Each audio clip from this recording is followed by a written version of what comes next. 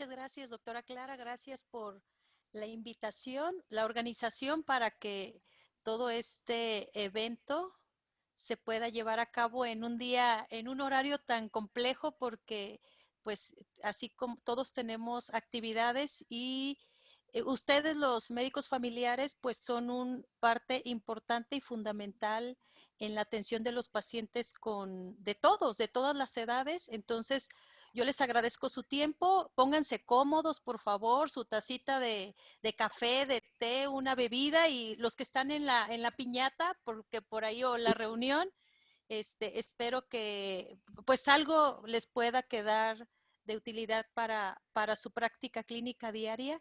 Y pues sin más preámbulo, si le parece, empezamos. Sí, solamente Sí. recordarles que sus micrófonos deben de estar en silencio, las preguntas las pueden realizar a través del chat y al final de la ponencia vamos a darles las respuestas. Adelante, doctora, muchas gracias. Muy bien, muchas gracias a usted, doctora Clara. Y bueno, como parte fundamental, el objetivo de estar con ustedes es darles a conocer los síntomas del cáncer infantil como un problema de salud para que eventualmente puedan detectarlo y nos ayuden a atenderlo a tiempo. Y bajo esta nomenclatura de que la atención temprana ayuda a salvar vidas. Y bueno, en la edad pediátrica es muy compleja porque tenemos pacientes desde los 0 años de edad hasta los 18 años hoy día en algunas instituciones, otras instituciones 16 años, pero las características anatómicas pues son muy diferentes, muy complejas. De esta manera tenemos, por ejemplo, lo que estamos viendo en pantalla es un mismo diagnóstico, es un paciente lactante con tumor ovárico, un paciente femenino, también, y en el lado contralateral, un paciente también femenino adolescente, ¿sí? Y vean ustedes las diferentes características que tienen las cavidades, que tienen la distensión abdominal, el tamaño de la cavidad abdominal, la anatomía, ¿sí? Y esto es lo complejo de lo que vamos a hablar el día de hoy. Lo vamos a tratar de facilitar presentándoles algunos casos clínicos. Lo cotidiano, lo común que es. Este es un paciente masculino de 2 años de edad. El motivo de evaluación, ustedes lo pueden ver aquí, es una masa abdominal. Evidentemente, esta es una lesión de más de 6 meses de evolución.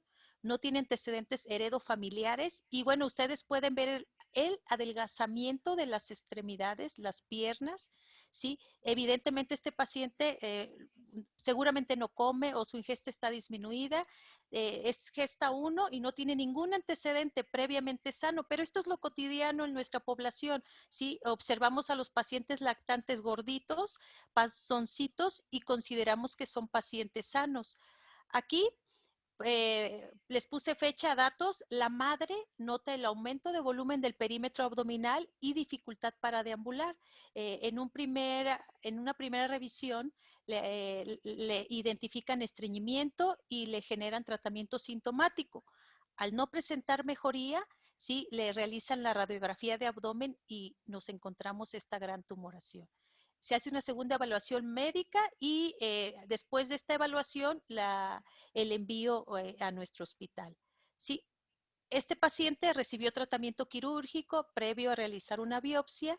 Posteriormente se reevaluó nuevamente con tomografía y quitamos el tumor, es un tumor renal, un nefroblastoma o tumor de Wilms. Pero aquí ustedes ya pueden ver los riesgos a los que nosotros nos podemos enfrentar, tanto como colaboradores, como profesionales de la salud, como familiares. ¿Por qué? Porque el médico familiar es el médico de primer contacto, ¿sí? Y muchas veces es el médico al que, independientemente de la institución de salud que esté, la familia va a acudir para pedirle alguna sugerencia. Y aquí es donde entran los riesgos para el paciente inherentes a la enfermedad, sangrado, las complicaciones. Este tumor se pudo haber roto deambulando el niño, ¿sí? Y le pudo generar una urgencia quirúrgica, ¿sí? Que conllevar el riesgo de defunción. Obviamente, un diagnóstico tardío afecta la sobrevida. Si no se hace un diagnóstico adecuado, el familiar no toma en cuenta que también él está involucrado en la atención del paciente y evidentemente pues en su duelo, en su pérdida, pues puede generar demandas al médico que lo vio primera vez, segunda vez, tercera vez o que lo ha tenido en vigilancia durante 6 meses, ¿sí? Y además nos genera una percepción social inadecuada del sistema de salud, ¿sí? Entonces, la afectación no es únicamente para el paciente, la familia, para el sistema de salud, sino también para nosotros como médicos. Entrando en contexto, sabemos que el cáncer es una enfermedad curable. La detección temprana, el diagnóstico oportuno y el correcto tratamiento favorecen esta situación. Este es otro paciente que empezó este paciente tiene 6 años de edad, empieza con la presencia de un grano en la porción parietal, en la cabeza, ¿sí? Y aquí vamos a ver el concepto de lo que es cáncer. Es una proliferación anormal e incontrolada de células, como podemos verlo, ¿sí? Puede ocurrir en cualquier órgano o tejido y esta proliferación escapa de mecanismos de control de reproducción y diferenciación, ¿sí? Y es lo que genera el comportamiento agresivo, maligno, el comportamiento que genera daño al paciente. ¿Sí? Esta imagen que ustedes están viendo en su pantalla es una proliferación, una progresión después de 6 meses de tratamiento. Cuando nosotros tuvimos oportunidad de tratarlo, incluso aquí pueden ver en la zona retroauricular del lado derecho del paciente un ganglio centinela, ¿sí? Y inicialmente el reporte histopatológico lo reportó como un nevo de X-Spitz atípico. Sin embargo, en la resección lo encontramos como un melanoma. No vayan a olvidar este tipo de casos porque cada vez están con incremento. Es más frecuente ver este tipo de casos en niños, ¿sí? Entonces, aquí entramos a lo que es diferente del niño al adulto, ¿sí? El cáncer en niños es totalmente diferente al cáncer de adultos. En niños los cánceres son de origen germinal, en el adulto son de origen epitelial, ¿sí? Y esto genera en el niño impacto en curación debido a que son respondedores a quimioterapia. Pueden curarse inclusive con cirugía solamente si son detectados a tiempo, si se encuentran en estadios tempranos, ¿sí? Y por eso es importante favorecer las campañas nacionales de difusión. Sin embargo, a diferencia del cáncer en adultos, no hay tamizajes que podamos realizar para hacer una detección masiva del paciente. Esto es porque la biología tumoral, el comportamiento clínico y los tipos de tratamiento son diferentes, ¿sí? Entonces, el cáncer pediátrico, a diferencia del cáncer del adulto, no es prevenible, pero si se detecta adecuadamente, se puede tratar también oportunamente. Y vamos a ver otras diferencias, ¿sí? Parámetros. La localización, ya les comentaba, en niños son de origen embrionario y en adultos pues afecta lo que es la mama, lo que es el útero, lo que es próstata, son orgánicos, epiteliales. El estado al diagnóstico por esta situación de ausencia de tamizajes, ¿sí? Al 80% de los casos de los cánceres de niños los vamos a encontrar al diagnóstico diseminados y en el adulto es diferente. Podemos estar en una etapa local o regional. ¿Por qué? Porque se detecta alguna lesión y generalmente se atiende inmediatamente. La detección temprana en los niños generalmente es accidental, como lo vimos en el caso del bebito que les presenté de forma inicial. Generalmente lo detecta la madre. En el mundo, el único sistema de salud en Europa es, por ejemplo, el alemán, en el que el paciente pediátrico tiene a su pediatra, ¿sí? Y entonces se refiere que en esas latitudes generalmente la detección la hace el médico de la familia o el pediatra. Tamizaje en los niños es difícil, ya les mostré por qué es adecuado en adultos. En los niños la mayoría responde a quimioterapia, en los adultos hay menor respuesta a quimioterapia y bueno, vamos a continuar. Estos son los tumores más frecuentes. Yo les enuncié aquí los 12, ¿sí? Los que más frecuentemente atendemos en la raza, en el caso de cirugía oncológica pediátrica y muchos de estos tumores van a requerir manejo multidisciplinario, como pueden verlo, a través de cirugía, a través de quimioterapia, a través de radioterapia o terapias multimodales. Y vamos a comentar algunos de ellos.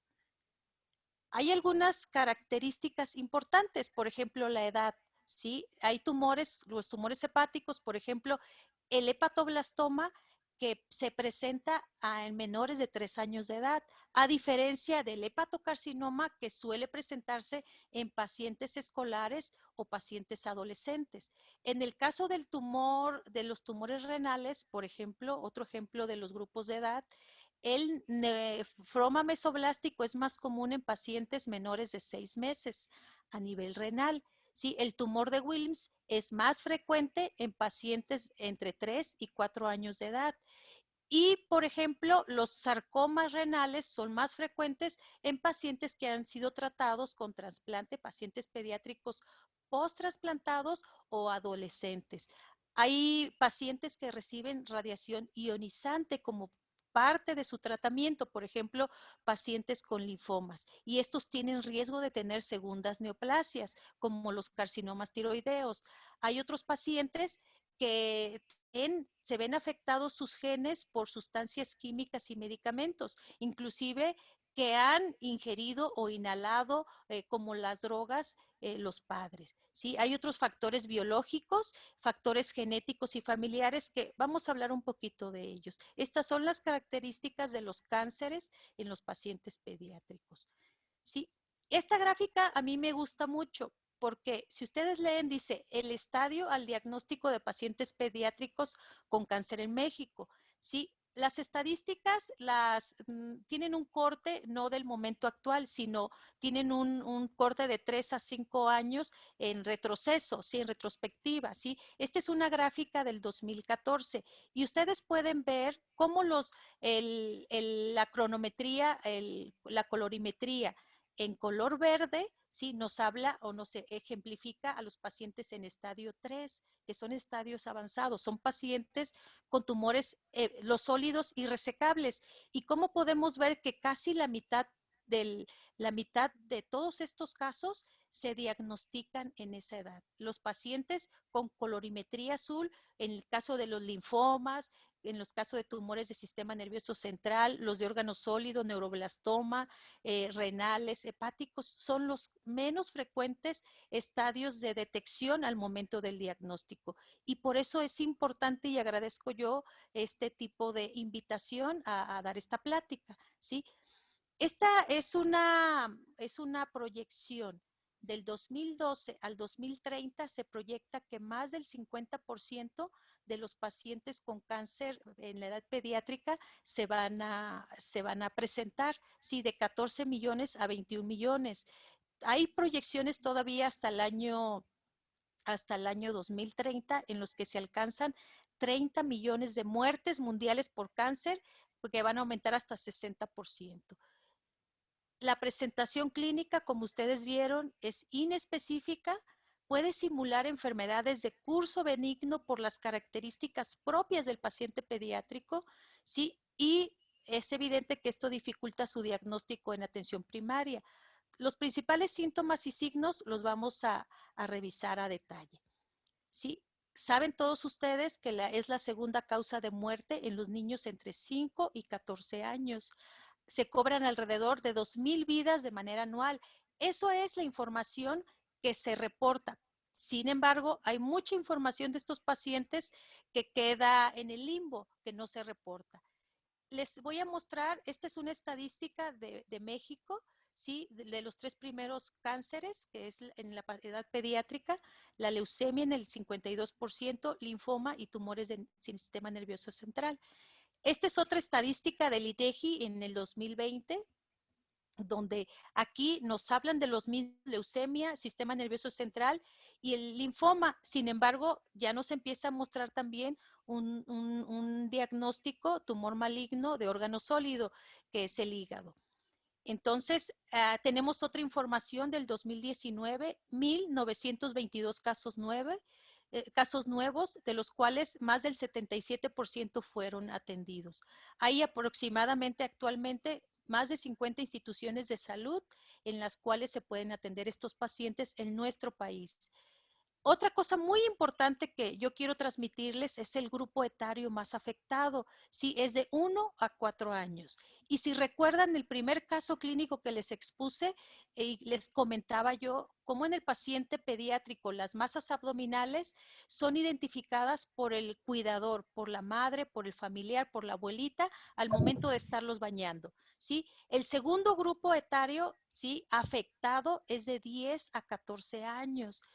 Ojo, aquí es muy importante poner atención a estos pacientes porque son los pacientes que quedan en tierra de nadie, ¿sí? Después de los 10 años, si no es que antes, a menos de edad, a los 8 años, la familia deja de llevar de forma cotidiana, de forma estructurada a revisión a sus niños, ¿sí? Le dan prioridad a la evaluación anual con motivos escolares, ¿sí? Y estos pacientes ya no los ve ni el médico familiar, ya no los ve ni el pediatra, ya no los ve el internista tampoco porque no son de su rango de edad.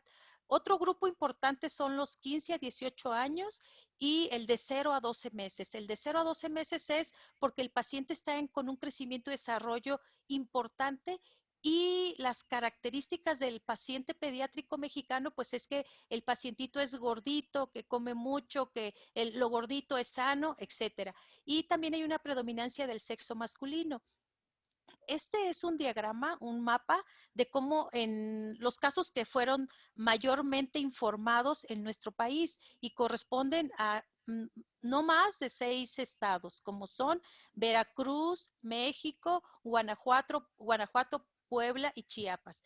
Pero también hay estados que no reportan, que no informan, ¿sí? Y como son Coahuila, Nayarit, Colima, Querétaro, Campeche, y aquí es muy importante identificar que hay ocasiones en hospitales de gran referencia de pacientes oncológicos pediátricos, hay ocasiones que hay más defunciones que diagnósticos reportados por cáncer, ¿sí? Y esto es importante tenerlo en mente.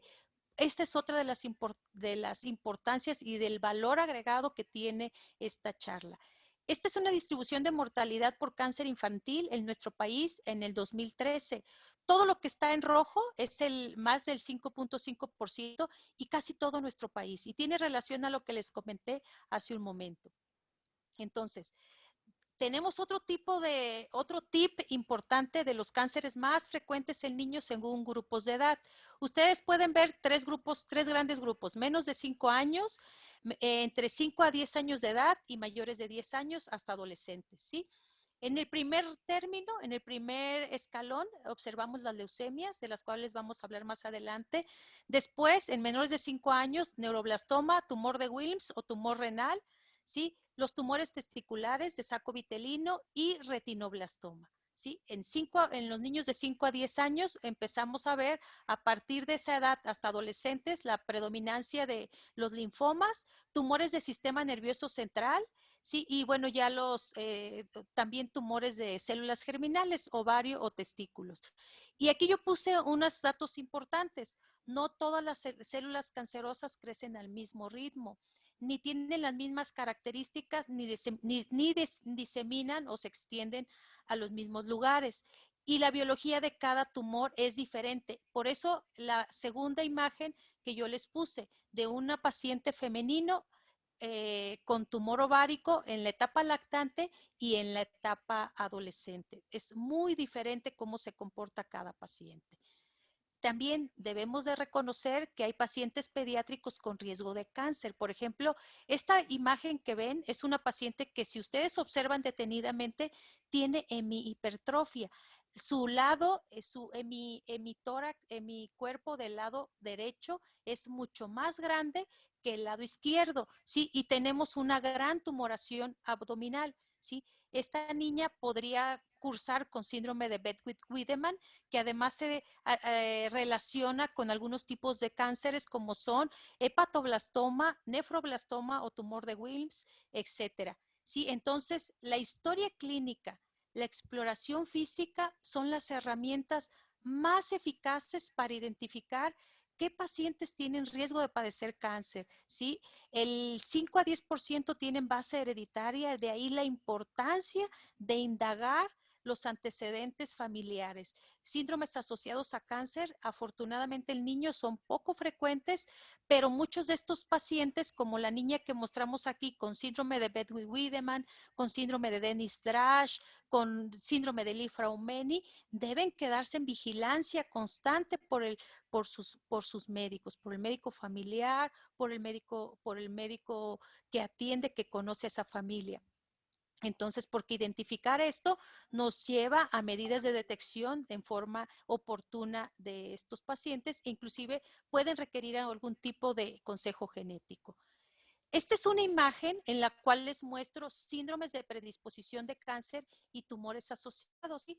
El niño, síndrome de Down, ¿sí? Ustedes tienen a un paciente con trisomía 21, trisomía 18, tiene más riesgo de tener leucemia. Síndrome de Turner, alteraciones o tumores germinales y también leucemia. Síndrome de Bloom, carcinomas, adenocarcinomas, mama. Síndrome de Fanconi, les puede ser muy útil. Sí, los síndromes MEN1 con feocromocitoma, que es un tumor de las células paraganglionares, y todo esto puede servir de referencia para algún tipo de seguimiento de los pacientes. Entonces, vamos a pasar de lleno a signos de alerta de cáncer infantil. Y vamos a dar paso a las manifestaciones generales, como son la palidez, la fatiga y el malestar.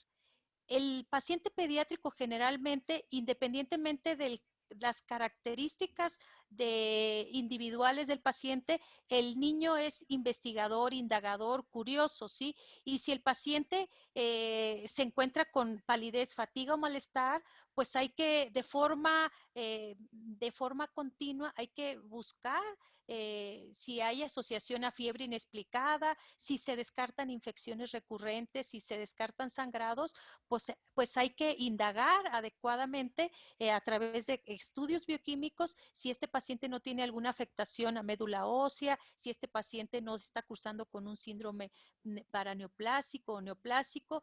La fiebre, ¿sí? ¿Qué características en las que podemos sospechar de alguna neoplasia? Aquella que es prolongada, mayor de 2 semanas, que no cede con ningún fármaco, asociada a pérdida de peso, que además presenta diaforesis de predominio nocturno, que tiene características en el paciente se observan las palmas de las manos pálidas, sus tegumentos, que además tiene signos de sangrado. Además, en la exploración minuciosa se observan pequeñas nodulaciones ganglionares, que puede presentar dolor óseo, adenopatías. Este síntoma sí es de cuidado, es de alerta, ¿sí? Más de 2 semanas. Las infecciones recurrentes o persistentes, de igual manera, asociadas a síntomas y signos generales como fatiga, pérdida de peso, dolor óseo, adenopatías que no disminuyen de tamaño con tratamiento antiinflamatorio y antibiótico, asociada a hepatoesplenomegalia o la presencia de una masa palpable, es un signo de alerta. Anorexia y pérdida de peso, de igual forma, prolongada, ¿sí? Que no está justificada, que es inexplicable, con signos de alarma, como ya comenté previamente, es un signo de alerta del cáncer infantil, ¿sí? Y unas manifestaciones clínicas importantes son las adenopatías localizadas y las generalizadas. Es común que el paciente pediátrico en su periodo de crecimiento y de desarrollo máximos, en la etapa lactante preescolar, sí puedan tener también crecimiento del tejido linfoide y presentar algunas adenopatías aisladas. Sin embargo, si estas tienen las características de ser persistentes o progresivas, que no responden en 4 a 6 semanas al tratamiento antibiótico, son mayores de 2 centímetros de tamaño, duras, no dolorosas, de localización en algunos sitios como supraclaviculares, epitrocleares, si además se asocian a fiebre, sudoración nocturna, pérdida de peso, malestar, palidez, hepatoesplenomegalia, pues nos hacen pensar o ir a indagar, explorar, revisar, investigar datos relacionados a cáncer. Este es un paciente con un conglomerado ganglionar cervical bilateral, como pueden ver en la radiografía. Como a pesar de que está sonriendo en el momento de la sedación para la biopsia, ustedes pueden ver la gran asimetría supraclavicular del lado derecho predominantemente, el gran aumento de volumen, incluso en la imagen tomográfica podemos observar la lesión mediastinal. Este es un paciente con linfoma. Además, fiebre mayor de 38 grados centígrados, de predominio nocturno, diaforesis, pérdida de peso, ¿sí? Es un linfoma, ¿sí? Aquí con astenia, dinamia, hiporexia. Sí, este es otro paciente, el cual además se le agregó tos, dificultad para respirar, porque evidentemente tiene una gran masa tumoral en el mediastino antero superior y medio, pero además le genera un gran derrame pleural. Si esta es una enfermedad avanzada, un linfoma avanzado. Presentan también anemia, alteraciones bioquímicas en los electrolitos séricos, pueden tener deshidrogenasa láctica aumentada, ¿sí? Un marcador indirecto de carga tumoral no específico, ¿sí? Y este paciente, pues sin lugar a dudas, puede tener manifestaciones de lisis tumoral. Entonces, aquí vamos desde la exploración física en base a los antecedentes del paciente, en base a la indagación de las manifestaciones clínicas, los estudios bioquímicos para que inmediatamente este paciente sea referido para diagnóstico y tratamiento confirmatorio.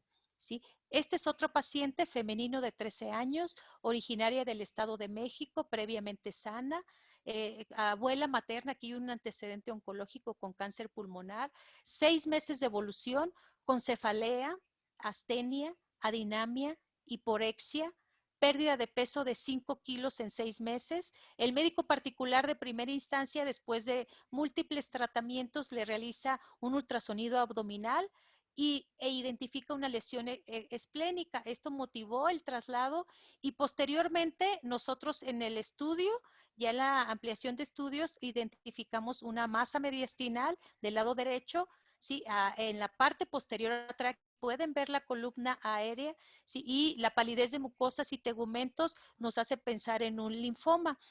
Muy importante, el linfoma es una enfermedad que lo único que requiere para confirmar el diagnóstico es una biopsia, ¿sí? Es esta paciente, ¿sí? A la cual vía toracoscópica y exploramos para tomar el muestreo ganglionar y de esta manera tener el diagnóstico. Fue un linfoma linfoblástico.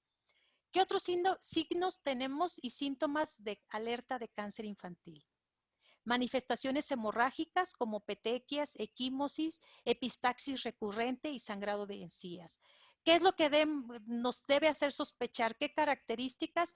Que estas manifestaciones sean persistentes, combinadas con otros signos de compromiso en la médula ósea, como son la palidez, fatiga e infecciones recurrentes que no ceden con tratamiento. Si ustedes logran observar, yo acomodé desde síntomas generales a síntomas que se pueden acompañar y que hay que tener presentes en caso de que el paciente, por ejemplo, que presente cefalea, tenga las características de reciente aparición, que sea de predominio matutino o que de igual manera lo hace despertar por la noche, que no tenga antecedentes o que se haya excluido la presencia de migraña, la cual se asocia a vómitos o manifestaciones neurológicas que nos indiquen la parálisis de algunos de algunos nervios craneales con manifestaciones motoras o sensoriales, disminución de la sensibilidad, disminución de la sensibilidad fina, la cefalea también de localización occipital con empeoramiento al acostarse, ¿sí?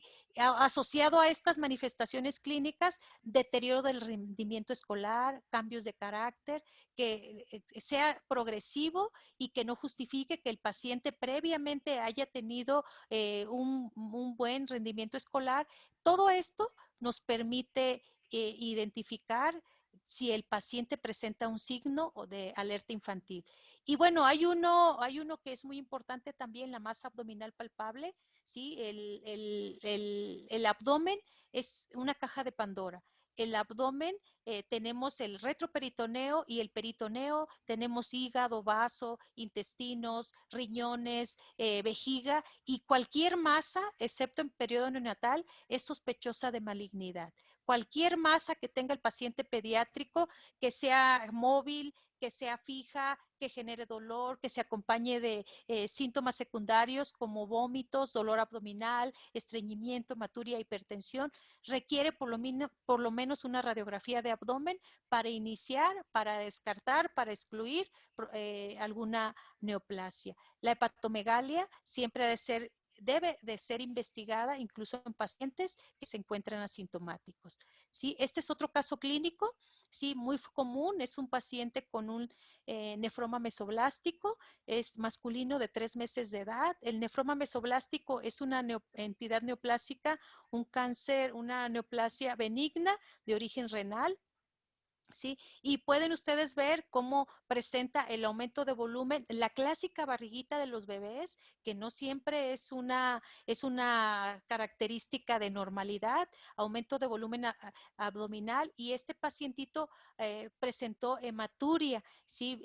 La abuelita se dio cuenta, la madre tiene 17 años, está predominantemente al cuidado de la abuelita, acudió directamente con su médico localiza ahí alguna lesión, le hacen la radiografía y observen ustedes esta gran lesión tumoral con desplazamiento importante de las asas intestinales hacia el lado izquierdo. Es una lesión heterogénea, ¿sí? Y en una proyección axial podemos observar que se desprende de él o que tiene su órgano de origen a nivel retroperitoneal renal, ¿sí? Les pongo estos resultados de laboratorio porque pueden estar normales, ¿sí? Aquí podemos ver la química sanguínea con glucosa, creatinina, la deshidrogenasa láctica discretamente elevada, ¿sí? La hemoglobina discretamente baja para la edad del paciente en la Ciudad de México, ¿sí? Entonces pueden no dar manifestaciones bioquímicas que precipiten alguna sospecha, pero por eso es importante hacer una delicada investigación a través de la historia clínica. Otros síntomas y signos de alerta son los vómitos, que pueden ser persistentes o recurrentes, asociados a cefalea matutina en caso de que haya una tumoración del sistema nervioso central o a una masa abdominal de tamaño considerable.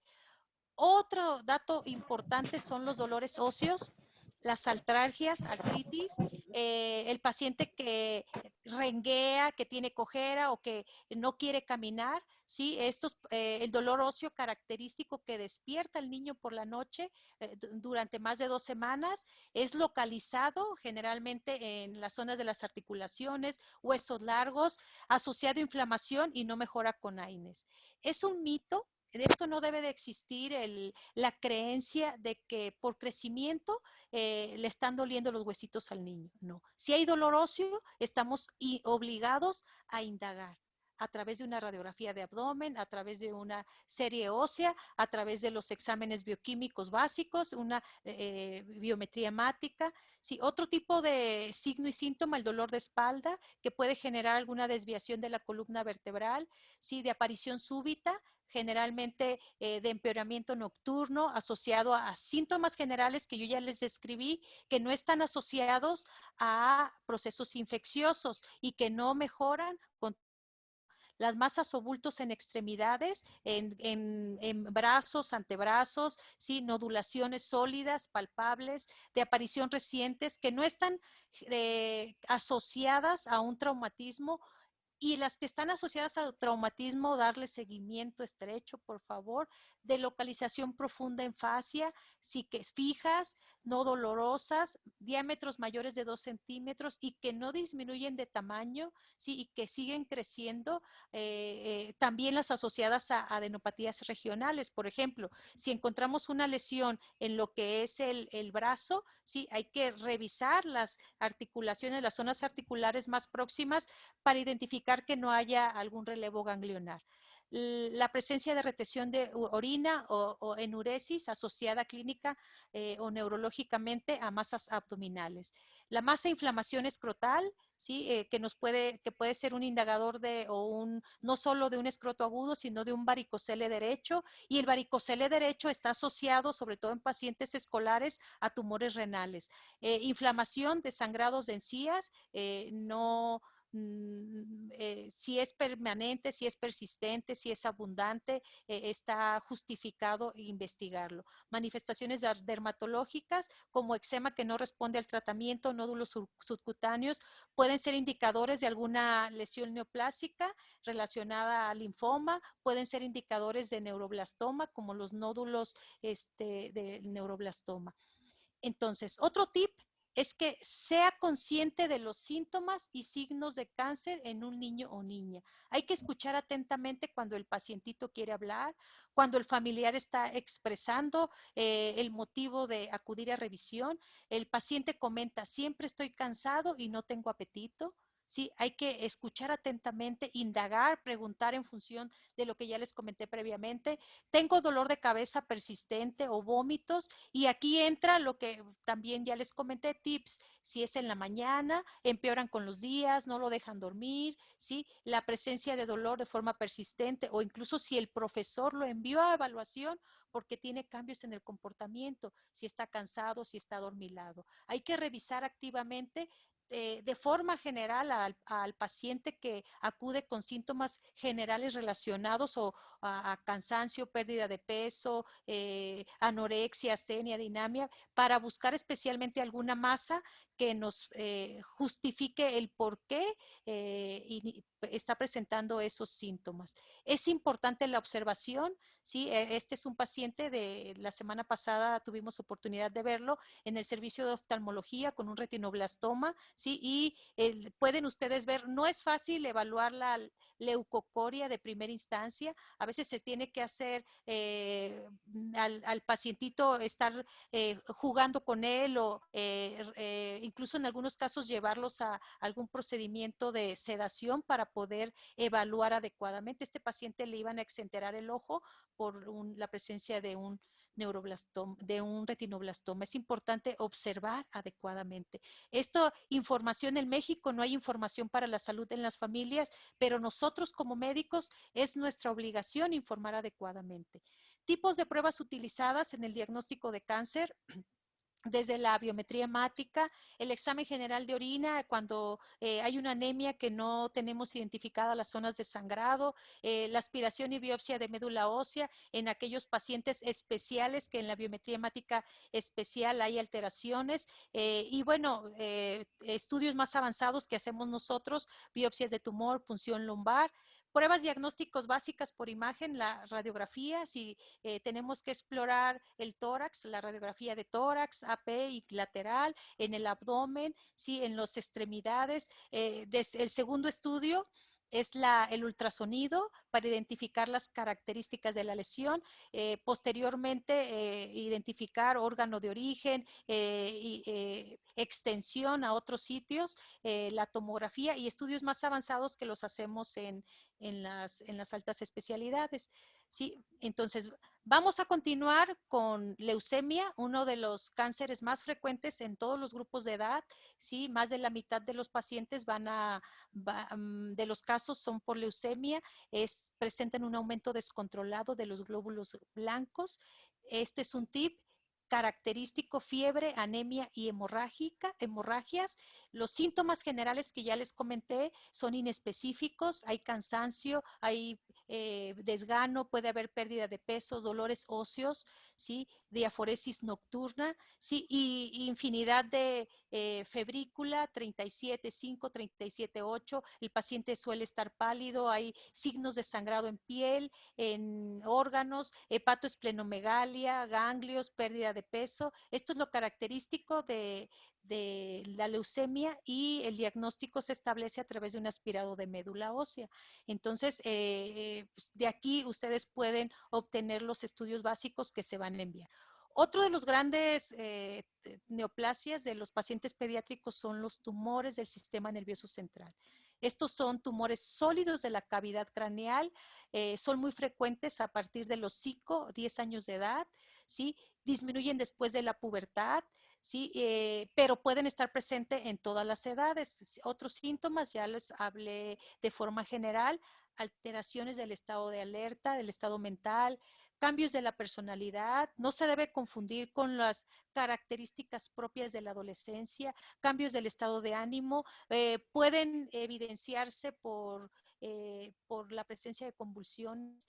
Lo que característicamente, lo pongo aquí en negrito, lo que no debemos de perder de vista es la cefalea, las características que les comenté de predominio matutino, que no cede, que cada vez incrementa, intermitente, con náuseas, vómito. Les comentaba previamente de la localización occipital de la cefalea, ¿sí? Lo más frecuente asociado a méduloblastoma, alteraciones visuales como diplopia, disminución de los movimientos oculares, ¿sí? Los lactantes, que son un grupo etario muy difícil que identificar manifestaciones clínicas de neoplasias, puede tener irritabilidad, anorexia, la presencia de vómitos, la fontanela anterior abombada, tensa y que estén modificadas. De los linfomas ya les hablé un poquito más, sí, muy parecido, pueden tener cansancio, hiporexia, efecto de masa, puede estar simplemente localizado como en la niña que les presenté a nivel supraclavicular, mediastinal, extendido a 2 cadenas ganglionares como cervical, axilar, extendido a más allá por arriba o abajo del diafragma, al vaso, al hígado, ¿sí? Entonces, son tumores de sistema linfático, lo que requieren biometría hemática, sus estudios radiográficos y el envío a un tercer nivel. Hay que corroborar que no tengan alguna manifestación de urgencia oncológica, que son los síndromes los síndromes de vena cava superior. ¿Sí? Este es otro paciente con linfoma. El linfoma puede encontrarse en piel, sistema nervioso central, en cara, en huesos. ¿Sí? La triada característica, fiebre, pérdida de peso y diaforesis nocturna. ¿Sí? Y el diagnóstico se establece únicamente a través de realizar una biopsia de la estructura ganglionar y se requiere lo que ya les comenté, biometría hemática, química sanguínea, la DHL, que es un marcador indirecto. Generalmente cuando hay carga tumoral de estas características, puede estar arriba de 1000, 1500. Aquí es muy importante la serología viral, sobre todo por la asociación que hay con el virus Epstein-Barr. Y bueno, ya los estudios de extensión que se hacen en un segundo o tercer nivel, TAC, tóraco abdominal y la serie ósea metastásica. Tumor de Wilms es uno de los tumores sólidos más frecuentes en la edad pediátrica, también conocido como nefroblastoma. Se localiza a nivel renal. La edad más frecuente es a los 2 o 3 años de edad. No hay predominio de edad, puede ser paciente masculino o femenino. Manifestación clínica, ustedes aquí lo pueden observar en esta imagen, el aumento de volumen, asimetría, la masa abdominal puede ser asintomática, el paciente come bien, puede eventualmente no tener ni palidez ni anemia, juega, va al kinder, y sin embargo hay otros grupos de pacientes que pueden tener dolor, hematuria, manifestarse con hipertensión, anemia, fiebre, constipación. Estos tumores pueden llegar a romperse en hasta un 5% de los casos, no es tan común, y puede ser también unilateral, a un lado, o bilateral, lo que llamamos sincrónico o metacrónico. Y los estudios iniciales que se requieren pues son la biometría hemática completa, pueden o no tener anemia. Aquí podemos observar una zona de necrosis al interior del tumor y en ese sentido pues nos ayuda la biometría hemática, la tiempos de coagulación, química sanguínea, no tiene un marcador tumoral específico. Dentro de los estudios de imagen nos ayudan el ultrasonido para identificar las características de lesión, la TAC, la tomografía simple y contrastada con extensión tóraco-abdominal, porque estos tumores pueden tener metástasis a pulmones, hígado, pues nos sirve para estadificar, para hacer una planeación quirúrgica. El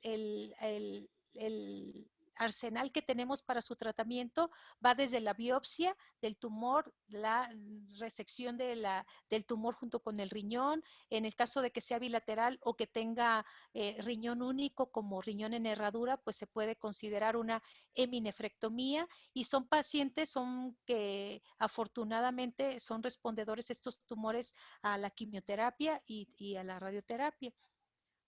Otro tipo de tumores es el neuroblastoma, tumores sólidos de la cavidad abdominal. El neuroblastoma es un tumor derivado de las células del sistema nervioso simpático que corre a través de la columna paravertebral, ¿sí? Hasta lo que es la base del cráneo hasta la pelvis. Son más comunes a nivel suprarrenal y tienen un alto grado de malignidad, ¿sí? Y suelen encontrarse, son sólidos de localización a nivel retroperitoneal, a nivel suprarrenal en más del 50%. Generalmente el diagnóstico, como les comenté en la imagen estadística que presenté inicialmente, ya se encuentran diseminados. Son tumores que tienden a invadir las estructuras vasculares, a invadir órganos vecinos, incluso dos o más cavidades. Y lo que les comentaba, al derivarse de la cadena nerviosa simpática, pues pueden crecer todo lo que en toda la trayectoria de la columna vertebral. ¿Sí? Hay ocasiones que puede requerir retirarse el tumor junto con el riñón, pero lo ideal es retirar solamente el tumor. Los estudios básicos es que se requieren la biometría hemática, no siempre presentan anemia, pero pueden llegar a presentársela si el paciente tiene una gran cantidad de necrosis al interior del tumor. Química sanguínea, examen incluya el perfil renal, el perfil bioquímico de la deshidrogenasa láctica, que también es un marcador tumoral inespecífico, nos habla de carga tumoral. Tiempos de coagulación, otros estudios más avanzados son la ferritina, la enolasa neuronal específica y catecolaminas urinarias para determinar los metabolitos que tiene o que corresponden a este tumor. Sí, dentro de los estudios paraclínicos tenemos la radiografía simple del abdomen, como podemos ver aquí, que genera un gran desplazamiento, una opacidad de la cavidad abdominal y un gran desplazamiento de las estructuras al lado contralateral. El ultrasonido nos permite identificar si es sólido, si es heterogéneo, la tomografía, definir órgano de origen, si nos permite a nosotros estadificar y definir la extensión de la enfermedad. Y bueno, se benefician de la biopsia, de las resecciones, requieren tratamiento multimodal, quimioterapia, radioterapia y en términos generales, pues es otro de los tumores que ustedes deben considerar. Sarcoma de Ewing o osteosarcoma, sí, es muy delicado porque dentro de los tumores primarios de los óseos son más frecuentes en el varón, adolescentes o jóvenes, ya les comentaba la incidencia en mayores de 10 años. El dolor y aumento de volumen localizado puede estar en la cresta ilíaca, en el tórax, en las extremidades. Sí, el osteosarcoma pues a veces se acompaña de fracturas patológicas. Pueden ser pacientes que están ensayando para el vals de 15 años de su compañerita y de pronto se caen de su propia altura y no saben por qué, y cuando van a los estudios pues tienen un osteosarcoma. Pueden presentar claudicación al caminar, aumento de volumen localizado, generalmente no hay antecedente de trauma y es muy común que se identifiquen posterior a un trauma, pero este trauma es debido a la incapacidad del esqueleto de sostenerlos y es lo que genera un signo visible de lo que es el tumor. Casi la mitad se localizan alrededor de la rodilla, en sitios de crecimiento rápido como son la metáfisis, fémur, tibia de huesos largos, también puede afectar la diáfisis de huesos largos y planos, y el diagnóstico tardío empeora el pronóstico porque son muy agresivos. No existe un marcador tumoral específico y si hay la sospecha de un paciente con estas características, pues al igual que los demás que he comentado, enviarlos inmediatamente con biometría hemática, tiempos de coagulación y el estudio radiológico inicial. El paciente de retinoblastoma, ¿sí? Salud, salud, salud. Salud, salud. Se origina de las células Salud. primitivas de la retina, puede estar es muy frecuente y es más común en pacientes lactantes menores de 3 años, requieren examen oftalmológico y generalmente estos pacientes los valoran los oftalmólogos, generalmente no se hace biopsia, lo que se hace es la enucleación y bueno, estos son los estudios que se requieren, el examen físico completo, la confirmación de patología una vez que se ha realizado la resección, pero les pongo esta imagen porque no es tan fácil. A veces a simple vista estamos evaluando al pacientito y en ciertas posiciones no identificamos la presencia del signo de blanco, ¿sí? De la leucocoria. Entonces es importante hacer una exploración adecuada. A veces es útil el celular, que es muchas veces como se dan cuenta las familias al tomar la foto de que ahí hay una alteración. Rhabdomyosarcoma es otro de los tumores malignos del tejido blando que se originan de músculo esquelético. Pueden presentarse en la cabeza, cuello, tronco, en las extremidades. La localización variable. Este es un rhabdomyosarcoma alveolar, el que se encuentra aquí en la cavidad. ¿Sí? De forma inicial se tomó la biopsia. Aquí ven ustedes una zona de quemadura porque se radió la zona. Posteriormente se resecó y se pueden presentar a cualquier edad, cabeza y cuello. En algunas zonas tenemos varias estirpes, hay estirpes embrionarias, estirpes alveolares. Estas se puede presentar la embrionaria en lo que es cabeza y cuello, pero también en las extremidades, las alveolares. Los botroides generalmente se encuentran en las cavidades y pueden presentarse como una masa dolorosa. Generalmente en los niños son indoloros, ¿sí? Y pueden ejercer efecto mecánico por desplazamiento de ciertas estructuras de acuerdo a donde se encuentren. Son agresivos, de crecimiento local, invaden estructuras vecinas. Aquí podemos ver el que les comentaba. Este es un rhabdomyosarcoma botroides en una paciente lactante. Ustedes vean que es como un racimo de uvas.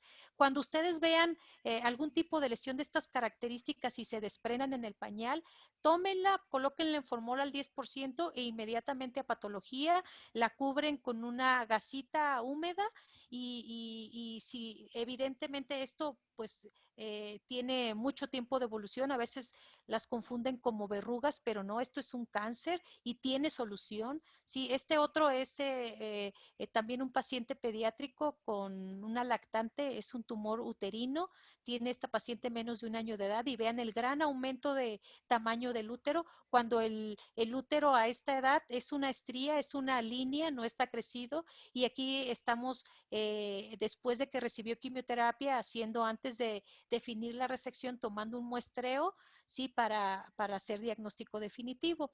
Este es un fibrosarcoma, es una paciente de 3 meses, a mí me llegó de estas características. Ustedes observan aquí una mancha violácea, ¿sí? Y me lo enviaron para hacerle una biopsia. En esa ocasión yo tuve discusión con los padres porque aquí ya hay aumento de volumen, está irregular, le dolía a la niña, no había cambios de aumento local de temperatura, considerando el diagnóstico de envío que era una anomalía vascular. A los papás yo les dije, no, eso que hay ahí yo se lo voy a quitar porque tiene características de malignidad y lo quitamos. Hoy día la niña tiene 7 años con preservación del nervio, pero no todo es lo que parece. Esa es la dificultad de los pacientes pediátricos, ¿sí? Si yo lo hubiera biopsiado, puede ocurrir que esto, en lugar de disminuir de tamaño, se hubiera vuelto una gran tumoración con la necesidad de requerir una desarticulación de la extremidad. Entonces, con los signos y síntomas que yo ya les especifiqué previamente, si el paciente no presenta mejoría, si en el estudio de imagen tiene características en función de que es heterogénea, que tiene alto flujo, que los bordes son irregulares, que esto está creciendo, sí, inmediatamente a derivarlo. Esto es también un sarcoma mixoide. Esta es una niña escolar, 9 años de edad. Sí, vean el aumento de volumen en la cara. Sí, cuadro clínico inespecífico, no le dolía, no generaba ningún tipo de problema. En el estudio inicial podemos observar la gran masa tumoral heterogénea que tiene crecimiento hacia el interior de la cavidad oral como hacia lo que es el exterior de la mejilla. De forma intraoral lo evaluamos. Inicialmente se hizo biopsia y posteriormente se hizo la resección y no tuvimos ningún problema. ¿Cuál es la evolución de este paciente si no lo envían adecuadamente? Crece, afecta las estructuras óseas, deforma las cavidades dentarias, sí, podemos llegar a hacer una hemimandibulectomía, puede requerir metastasectomía, puede requerir radioterapia, puede ser muy agresivo un sarcoma.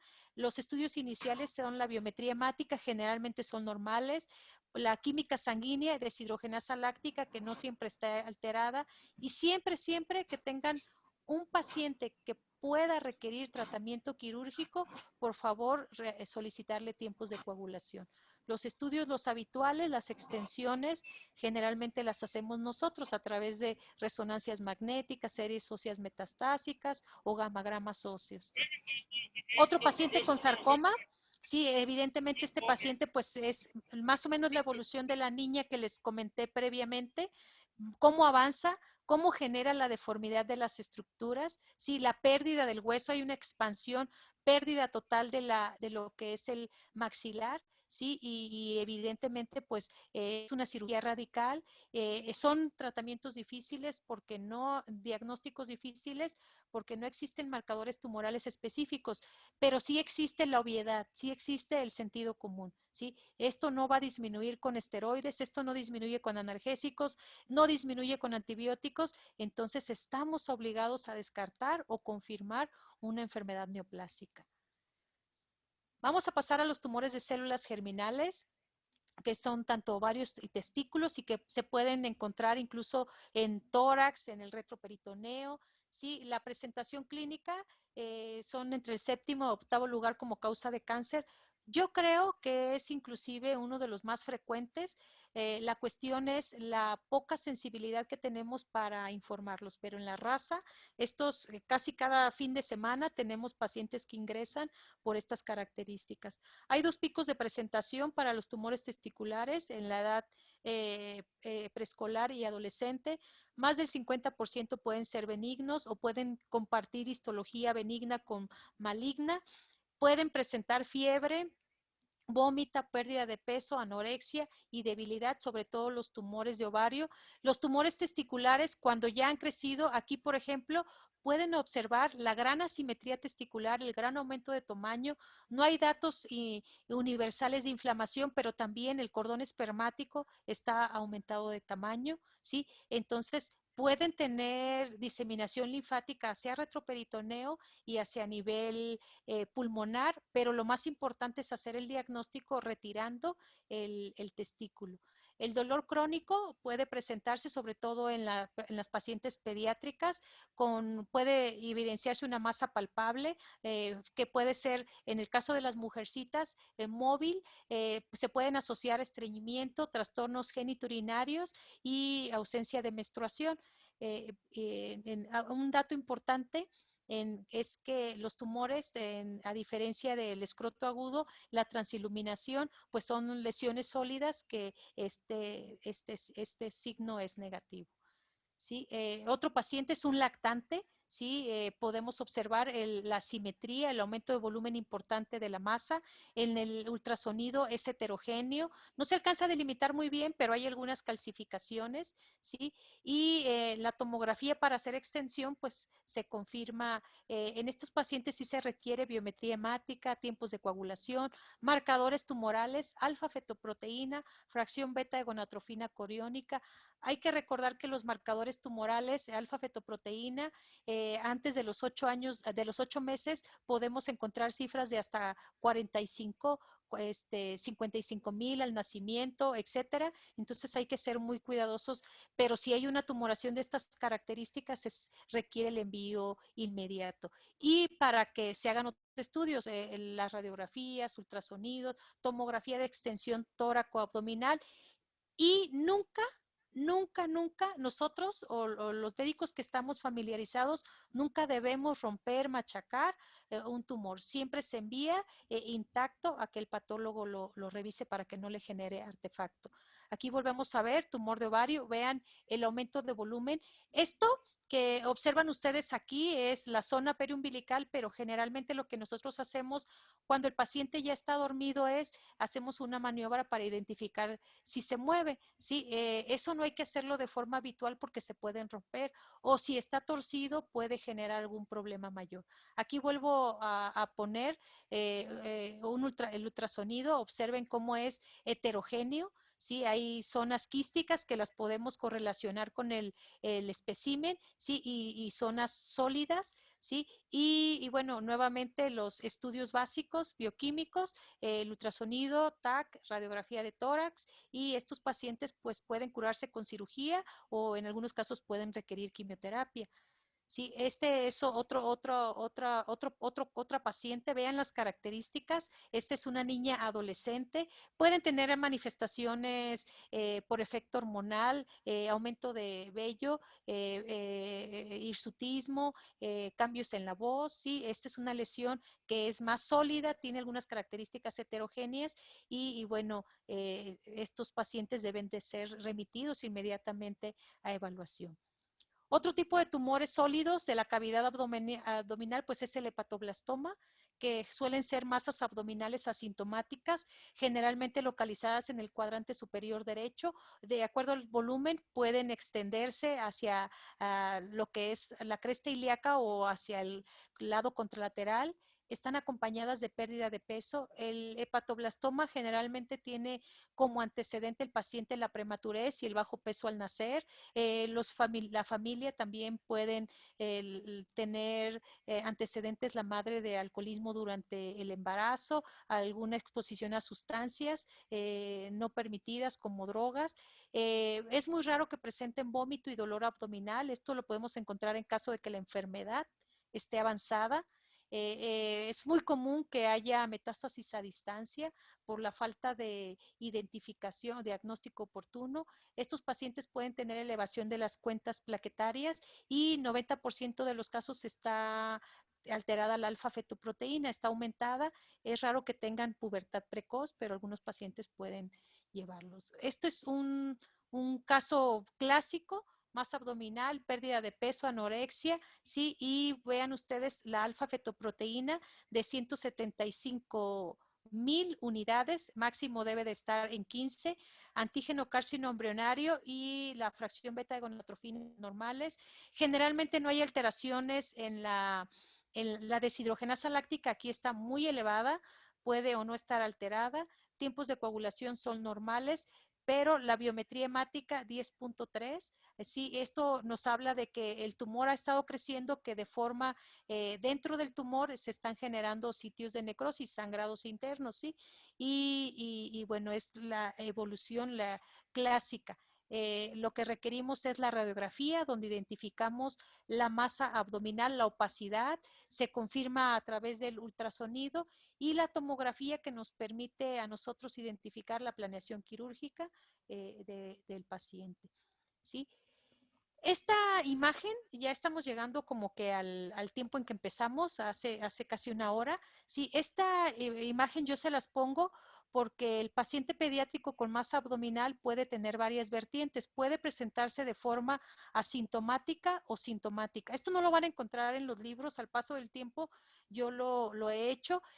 Cuando es asintomático, y se puede referir a cualquier tumor o cualquier bolita fuera del abdomen, sí, generalmente lo detectan los padres, si el paciente está en una edad en la que de forma rutinaria acuden con el médico familiar, con el pediatra, con el médico de la familia, pues pueden encontrarse en un examen médico rutinario o a través de unas pruebas aisladas porque el paciente tuvo tos, porque el paciente está estreñido, etcétera, ¿sí?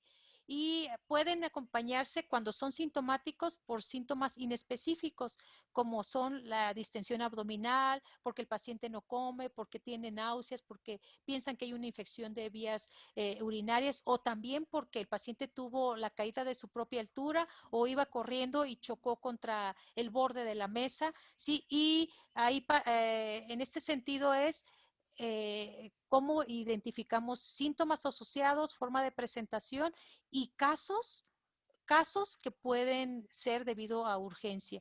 podemos tener este mismo paciente, que supongamos que tiene 8 años de edad, que trae una tumoración ahí en el hígado y que fue a jugar su partido de fútbol el sábado a las 12 del día, le dieron el pelotazo y de pronto dolor abdominal y de pronto estudios y de pronto el paciente pálido, y estos también pueden presentarse como una urgencia, ¿sí? Desafortunadamente el cuerpo humano, desafortunadamente, en el caso de los tumores, pues es una caja de Pandoras. Afortunadamente es una máquina hecha de forma perfecta, pero si tan solo nos vamos al abdomen, identificamos tumores del abdomen superior, puede haber en vías biliares, en el hígado, en el retroperitoneo, en el riñón, en el vaso. Si nos vamos a la pelvis, puede haber tumores que sean de origen de un fecaloma, un teratoma sacrococcigio, un tumor ovárico, un mielomeningocele. Si vamos a la porción media del abdomen, pues podemos encontrar un linfoma de las asas intestinales, una duplicación intestinal.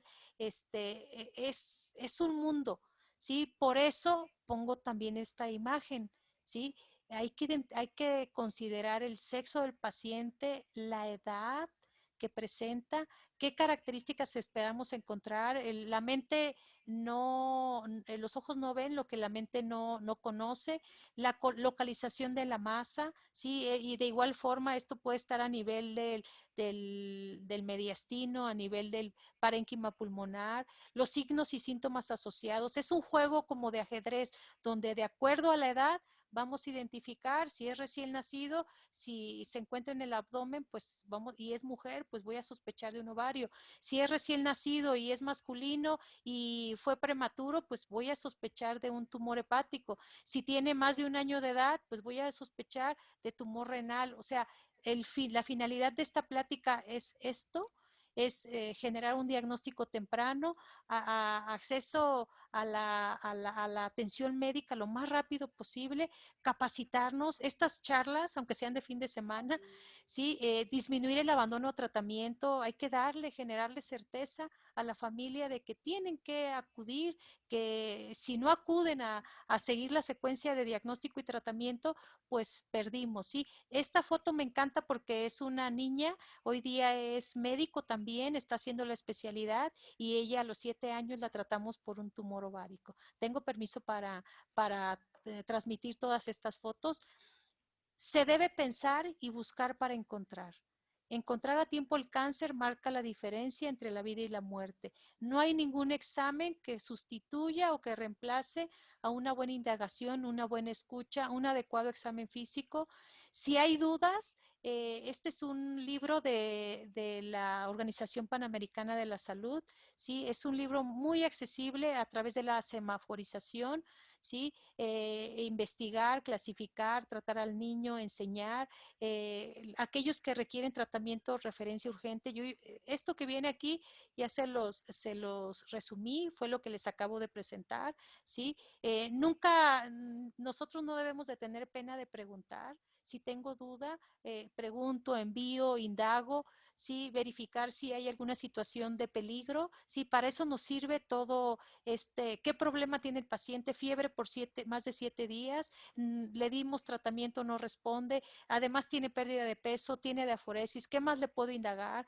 Tiene ganglios, ¿qué características tienen esos ganglios? El dolor óseo, ya le di paracetamol, le di lo que le haya tenido que dar y no mejora, ese paciente puede estar en peligro y lo más triste es que si nosotros no tenemos la conciencia plena de que le podemos ayudar, pues nadie más le puede ayudar a esa familia. ¿Sí? Lo que les acabo de referir es los que pueden tener una posibilidad de cáncer, ¿sí? Algún riesgo en semáforo amarillo, y los que no tienen riesgo de cáncer. Si no presentan nada de lo que hablamos aquí, tengan la tranquilidad de que platíquenle, vaya a su casa, siga creciendo, pero ningún niño ni ninguna familia creo yo que va a generar algún tipo de inconveniente si le mandamos a hacer un estudio, una biometría hemática, un ultrasonido.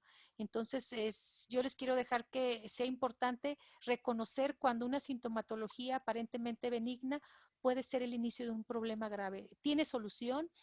Por eso hay que identificar signos de alarma que requieren estudio inmediato, el seguimiento clínico evolutivo. Si hay duda, a veces nos sobrepasa la carga asistencial, pero no nos debe de sobrepasar el que si algo no está bien con el paciente, indaguemos más. ¿Sí? El objetivo es disminuir el tiempo desde el inicio de los síntomas hasta el diagnóstico final, ¿sí? Para que rápidamente sean enviados. Estos son mis datos. Si yo, bien les comentó la doctora Clara, yo trabajo en Centro Médico Nacional La Raza, yo no tengo ningún inconveniente. De hecho, hay pacientes que llegan directo con nosotros y yo muchas de las ocasiones, junto con mis colaboradores, lo que les tengo que pedir es, vayan por favor a su unidad de medicina familiar, yo ya lo tengo captado, pero necesito solamente el documento. No tengamos pena de preguntar, hay que retroalimentarnos todos, nosotros aprendemos también y ustedes son la base más importante para que estos pacientes lleguen con nosotros y sean atendidos a buen momento. El paciente puede ser además, pues, el hijo de mi familiar, no sé, el compañero de mi hijo, el compañero escolar, el hijo de la maestra. Estos temas generalmente están en donde menos los esperamos y hay mucho por hacer. No sé si hay alguna duda, alguna pregunta. Muchas